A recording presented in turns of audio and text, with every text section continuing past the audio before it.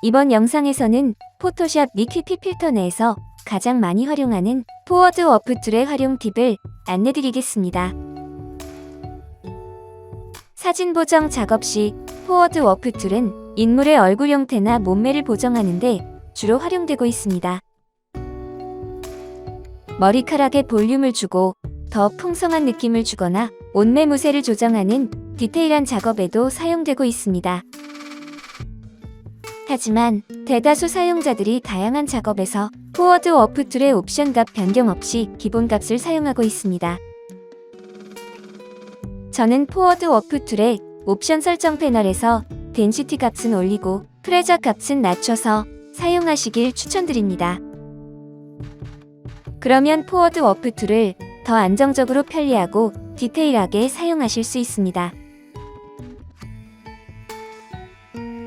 영상 속의 그래프 화면은 포워드 워프 툴 옵션 내용에 변화를 주고 적용한 모습입니다. 기본 옵션 값을 이용할 경우 영상과 같이 끝이 날카롭고 압력이 지나치게 강합니다.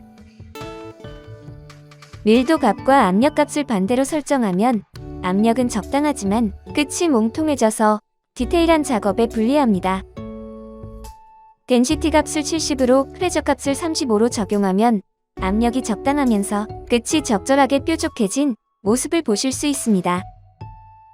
기본 옵션 값에서 밀도 값을 올리고 압력 값을 내려주시면 포워드 워프 툴을 안정적으로 디테일게 사용하실 수 있습니다.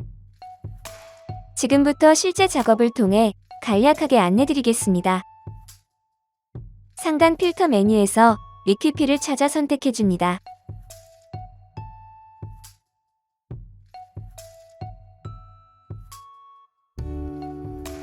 도구 메뉴에서 포워드 워프 툴을 선택해줍니다.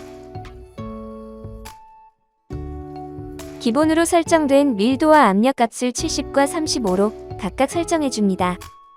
이것이 이번 영상의 핵심 내용입니다. 이제 포워드 워프 툴을 이용해 헐렁한 느낌의 옷을 정리해보겠습니다.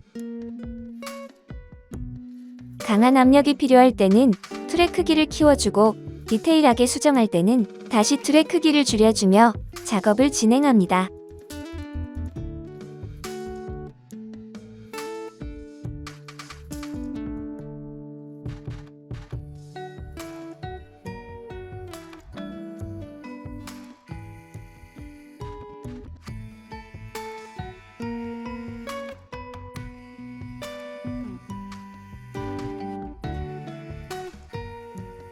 이번 영상은 포워드 워프 툴을 더 안정적이고 디테일하게 사용하실 수 있는 팁이었습니다.